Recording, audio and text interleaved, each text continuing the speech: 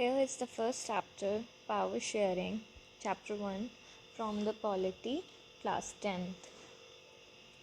So, overview देखते हैं इसका. With this chapter, we resume the tour of the democracy that we start last year. We note that last year, that is the democracy, all power do not rest with any one organs of the state. An intelligent sharing of the power among legislature, executive and judiciary is very important to design of the democracy. इसमें ये है कि हमने देखा था कि जो democracy की जो पावर्स हैं वो सिर्फ एक ऑर्गन जो है वो कंट्रोल नहीं कर सकता. उसके लिए हमें तीनों ही चाहिए. तीनों कौन कौन? लेजिस्लेचर भी, एग्जीक्यूटिव भी एंड द जुडिशरी भी. What is legislature? The legislature is the law making body जो कि law बनाती है. And what is executive? The executive implement law को implement करके. And the judiciary is the third branch of the government. It administrate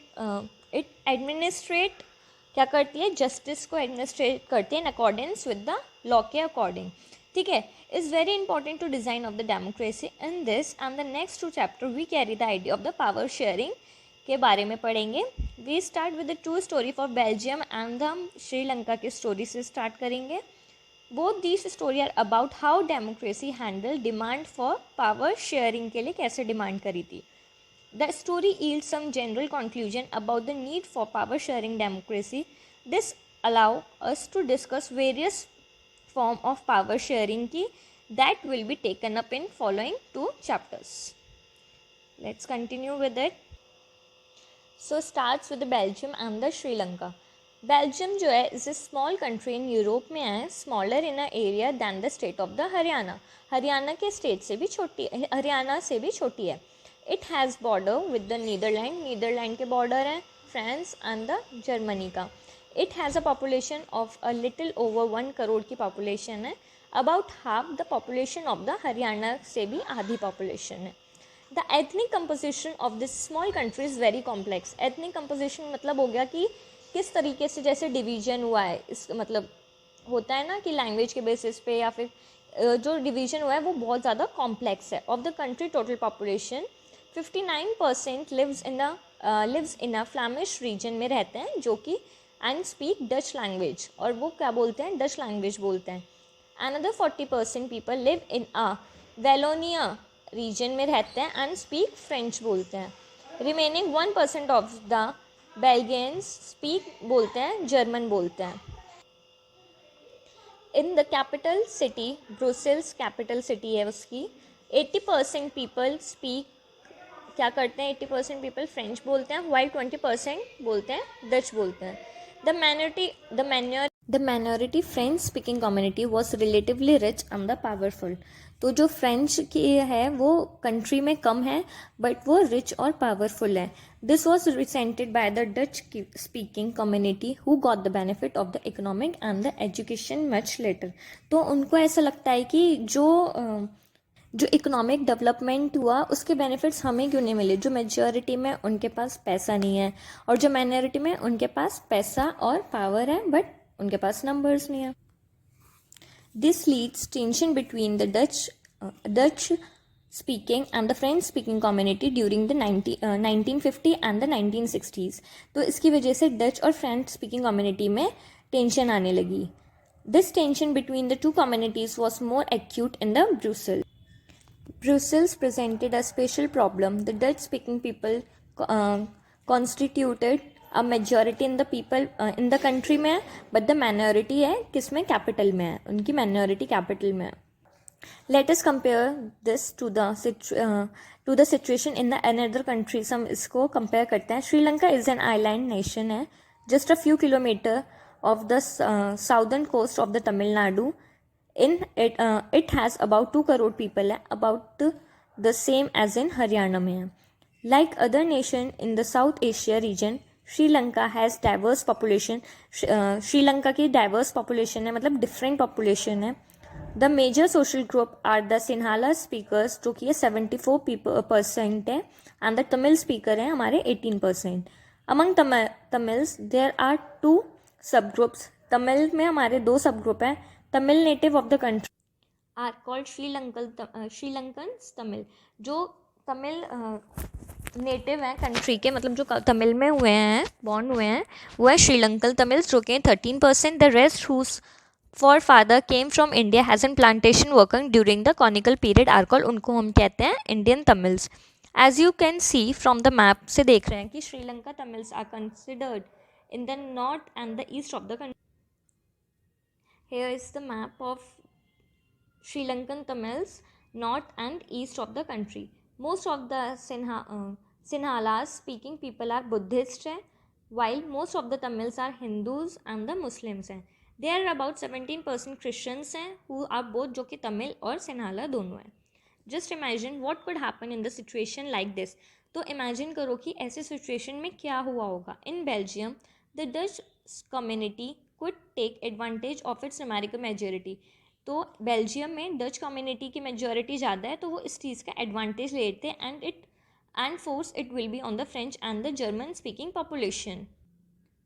this would push the conflict among the communities further, जिसकी वजह से अब लड़ाई झगड़ा होता.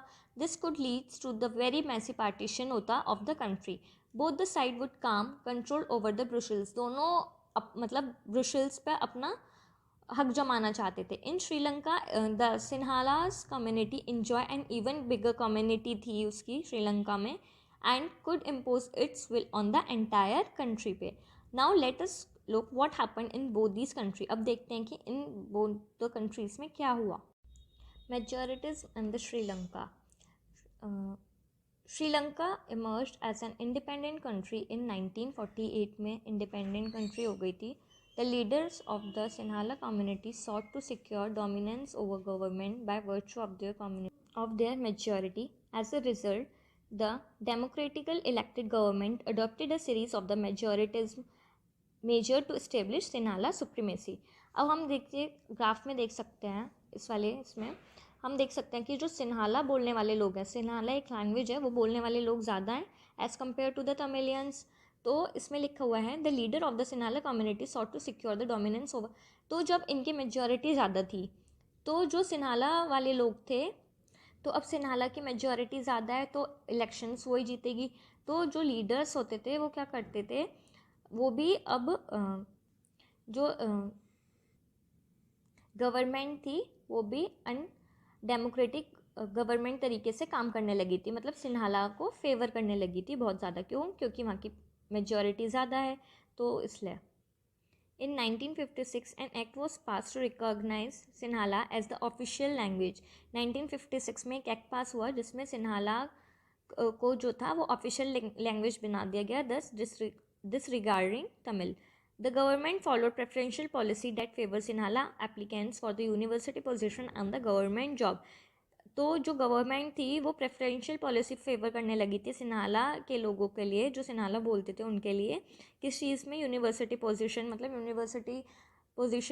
यूनिवर्सिटी में एडमिशन लेने के लिए और इन चीज़ों में, और गवर्नमेंट जॉब में. A new constitution stipulated that the state shall protect and the foster Buddhism, और जो स्टेट रिलीजन बना दिया गया बुद्धिज्म को. All these government major coming one after the other gradually increase the feeling of the alienations among Sri Lankan Tamils. जो government थी वो एक के बाद ऐसी चीज़ करे जा रही थी जिसकी वजह से जो श्रीलंकन तमिल्स थे वो उनको गुस्सा आने लगा था कि जो गवर्नमेंट है वो सिर्फ सिन्हालास को फेवर कर रही है और हमारा क्या. They felt that none of the major political lead parties led by the Buddhist Sinhalas leaders was sensitive to their language and the culture. तो वो लोग सोचने लगे कि वो जो पॉलिटिकल पार्टीज़ और लीडर्स हैं वो सब सिर्फ बुद्धिस्ट सिन्हालास के बारे में सोच रहे हैं, हमारी लैंग्वेज और हमारे कल्चर के बारे में नहीं सोच रहे, सिर्फ अपने लिए सोच रहे हैं. They felt that the constitution and the government policies denied them equal political rights, discriminated against them in the getting jobs and other opportunity and ignored their interest. जिसकी वजह से उन लोगों को लगने लगा कि हमारे साथ अन्याय हो रहा है, इन लोगों को जॉब भी मिल रही है, हर चीज़ में इन्हें अपॉर्चुनिटी मिल रही है और हमारे इंटरेस्ट और हमारी चीज़ों को इग्नोर करा जा रहा है. As a result between the Sinhala and the Tamil community strained over time, जिसकी वजह से सिन्हाला और जो तमिल कम्युनिटी थी उनके बीच में रिलेशन जो होते ख़राब होने शुरू हो गए. The Sri Lankan Tamils launched party and struggle for the recognition of the Tamil as an official language for religion autonomy and the equality of the opportunities in securing education and the job. इसके बाद क्या हुआ, जो Sri Lankan Tamils थे उन्होंने अपनी political party बनानी शुरू कर दी, अपनी तमिल को एज अ ऑफिशियल लैंग्वेज के लिए for religion autonomy and the equality, ताकि उनको जॉब और एजुकेशन में भी इक्वल वो मिले, अपॉर्चुनिटी मिले. जो उन्होंने सबसे पहले पार्टी बनाई थी उसको हम कहते हैं LTTE, which is Liberal Tiger of Tamil Eelam. But their demand for more autonomy to provisions populated by the Tamils was repeatedly denied. By 1980s, several political organizations were formed demanding an independent Tamil Eelam state in the northern and the eastern part of the Sri Lankan. इसके बाद क्या होने लगा, उन्होंने अपनी demand करनी शुरू कर दी कि हमें एक अपनी अलग ही चाहिए. उसके बाद उन्होंने कि हमें तो श्रीलंकन के अब उनके साथ रहना ही नहीं है, अब तो हमें अपनी अलग नॉर्थ और ईस्टर्न पार्ट ऑफ श्रीलंका ही चाहिए. This distrust between the two communities turn into the wide spread conflict, जिसकी वजह से इन दो कम्युनिटी में बहुत ज़्यादा भेदभाव होने लगा. It soon turn into a civil war, अब इसकी वजह से सिविल वॉर हो गई. As a result thousand of the people of the both communities have been killed, thousand of people दोनों कम्युनिटी के मारे गए. Many peoples were forced to leave their country and as refugees and many more lost their livelihood. बहुत लोग थे जिनकी family व force to leave, उन्हें कंट्री छोड़ने के लिए कहा गया, एंड बहुत से लोगों ने अपना घर वर सब खो दिया. You have read about Sri Lankan excellent record of economic development, education and the health, but the civil war has a cause terrible setback to the social culture and the economic life of. अभी हमने बात करी Sinhala language and the Tamil वाले लोगों की. अब हम देखते हैं अकोमोडेशन इन बेल्जियम के लोगों के बारे में. बेल्जियम में भी हमारे पास दो थे, डच और फ्रेंच थी. अब देखते हैं कि उन लोगों में लड़ाई क्यों नहीं हुई. The Belgium leader took a different path, Belgium के लीडर ने एक अलग ही पाथ चुना. They recognize the existence of the regional difference and the culture diversity, उन्होंने रिकॉग्नाइज करा एग्जिस्टेंस की डिफरेंट रिलीजन का एंड डिफरेंट कल्चर डाइवर्सिटी का. Between 1917 and 1933, they amended their constitution 4 times so as to work out an arrangement that would enable everyone to live together with the same country. Between 1970 और 1993 के बीच में उन्होंने अपना constitution amend करा 4 बार. Amend मतलब उन्होंने अपना कॉन्स्टिट्यूशन 4 बार चेंज किया. क्यों? ताकि जितने भी लोग हैं इस कंट्री में वो एक साथ रह सके, कोई लड़ाई झगड़ा ना हो.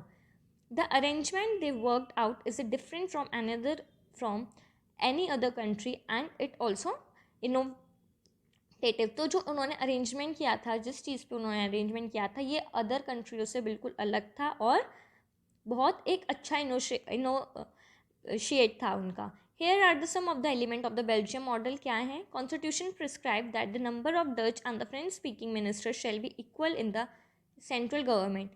कि कॉन्स्टिट्यूशन में ये कहा प्रिस्क्राइब किया गया था कि जो डच और फ्रेंच स्पीकिंग पीपल हैं उनके मिनिस्टर्स जो होंगे वो इक्वल नंबर में होंगे. ये नहीं होगा कि डच के ज़्यादा हैं या फ्रेंच के ज़्यादा हैं. Some special law require the support of the majority of the member for each linguistic group. Thus no single community can make decision unilaterally. अब उन दोनों में इक्वल हैं तो कुछ भी होगा तो दोनों के मिनिस्टर्स इक्वल डिसीजन लेंगे, कोई एक सिंगल कम्युनिटी डिसीजन नहीं लेगी. Second point, many powers of the central government have been given to the state government of two regions of the country. तो जो सेंट्रल पावर की बहुत पावर्स जो थी, तो थोड़ी सी पावर्स वो स्टेट गवर्नमेंट को दे दी गई कि भाई अपनी अपनी स्टेट संभालो.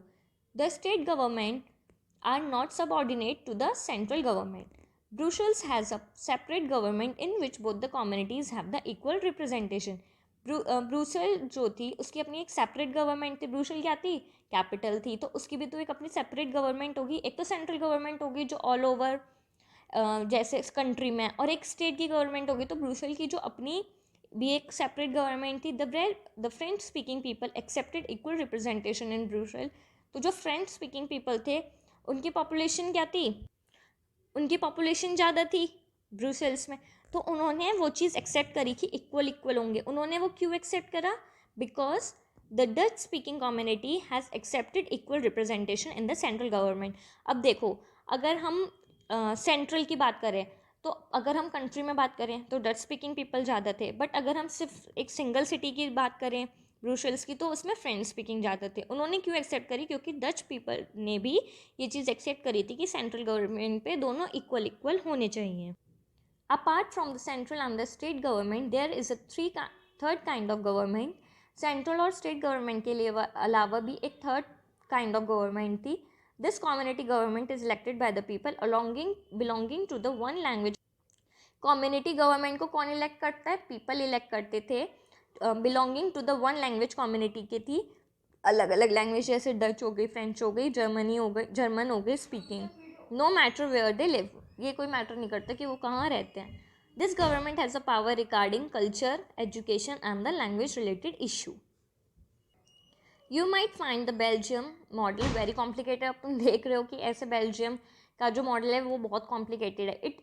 It Indeed is very complicated even for people living in the Belgium. ये थोड़ा कॉम्प्लिकेटेड था जो बेल्जियम के लोग हैं उनके लिए भी. But this arrangement have work well so far. But इस अरेंजमेंट ने बहुत अच्छा वेल वर्क करा. They help to avoid the civic strife between the two majority community and the possible division of the country on a distinguished line.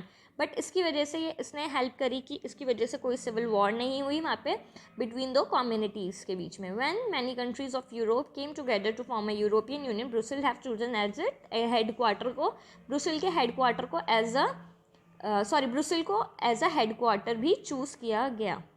So what do you learn from these two story of Belgium and the Sri Lanka कि आपने क्या सीखा इन दो story से Belgium and Sri Lanka की? Both are democracies थी, yet but दोनों के पास देखो अपनी अपनी डेमोक्रेसी थी, बट क्या हुआ? Yet they deal with the questions of the power sharing differently. In Belgium, the leader have realized that the unity of the country is possible only by respecting the feelings and the interest of the different communities and the religion. Belgium में leader ने पहले ही realise कर लिया कि अगर अपनी country की unity बनाकर रखनी है तो हमें रिस्पेक्ट करनी पड़ेगी लोगों की फीलिंग्स की और उनके रिलीजन्स की. Such a realization resulted in the mutually accept arrangement for the sharing power. Sri Lanka shows us a contracting example हमने देख लिया. It shows as that if the majority community wants to force is dominant. हम देखते हैं कि अगर जो majority जहाँ पे लोगों की मेजोरिटी ज़्यादा है, अगर वो अपना फोर्स करती है, अपना मतलब अपनी राज चलाना चाहती है over other and refuse to share power के लिए मना करती है, इट में determine the unity of the country, जिसकी वजह से यूनिटी ऑफ द कंट्री बेकार हो सकती है. अब आगे देखते हैं why power sharing is desirable. क्यों है? Thus two different set of reasons can be given in the favour of the power sharing. दो डिफरेंट सेट ऑफ रीजन दिए गए हैं. Firstly, power sharing is good because it help to reduce the possibility of conflict, क्योंकि reduce करती है possibility किसकी? लड़ाई झगड़े की बिटवीन सोशल ग्रुप में. Since social conflict often leads to violence and the political instability. जो सोशल कॉन्फ्लिक्ट है कि मतलब ये जैसे हमने देखा अभी, वो क्या करती है कॉन्फ्लिक्ट बिटवीन वायलेंस, मतलब लड़ाई झगड़ा कराती है और पॉलिटिकल में अनस्टेबिलिटी आ जाती है. Power sharing is a good way. Power sharing good है way to ensure the stability political order. ये पावर शेयरिंग गुड है क्योंकि कि पावर शेयर कर दी जाए दोनों, मतलब जैसे हमने देखा कि दोनों लैंग्वेज के लोगों को मतलब इक्वल पावर शेयर की गई थी, तो वो अच्छा है. Imposing the will of the majority community over other may look and attractive. हम अगर देखते हैं कि जो जहाँ पे मेजोरिटी कम्युनिटी ज़्यादा है, वो शॉर्ट टर्म के लिए तो हमें बहुत अट्रैक्टिव ऑप्शन लगेगा, बहुत अच्छा ऑप्शन लगेगा, but in a long term it determine the unity of the nation. But अगर हम लंबे टाइम के लिए देखें तो वो ख़त्म कर देती है unity of the nation. Tyranny of the majority is not just oppressive for the minority, it often brings ruin to the majority as well. Tyranny अगर देखिए, हम देखते हैं कि मेजॉरिटी अगर अपना ज़्यादा राज चलाने की कोशिश करती है तो वो सिर्फ माइनॉरिटी को ऑप्रेसिव नहीं करती, वो एक टाइम पे आके मेजॉरिटी को भी ruin कर देती है. There is a second deeper reason why power sharing is good for a democracy. Second reason देखते हैं कि पावर शेयरिंग क्यों है good reason. Power sharing is the very spirit of the democracy. There is a power sharing is a spirit of the democracy. A democratic rule involves sharing power with those affected by its exercise and who have to live with its effect. तो power sharing जो है involve power sharing with दोस्त, जो people इस exercise से effect हो रहे हैं उसको भी पावर मिलना चाहिए. People have a right to conflict on how they are to be govern. People के पास अपना राइट होना चाहिए कि वो कैसे चाह रहे हैं कि उनको गवर्न किया जाए, तो उनके पास अपना एक राइट टू वोट होना चाहिए. अ legitimate government is one where citizens through participation acquire a stake in the system. इसमें है कि सभी लोगों को, सभी सिटीजन को अपना एक मौका मिलना चाहिए through participation acquire a stake in the system. Let us call the first reason prudential and the second moral. Prudential मतलब हम यहाँ से देख सकते हैं based on the prudence और अ careful calculation of gains and the loss, की क्या खोया है, क्या हमें मिला है लड़ाई से. And the second is moral. While prudential reason stress that the power sharing will bring out the better outcome, while moral reason emphasise क्या करता है, the very act of the power sharing की वैल्यूएबल है बहुत ज़्यादा.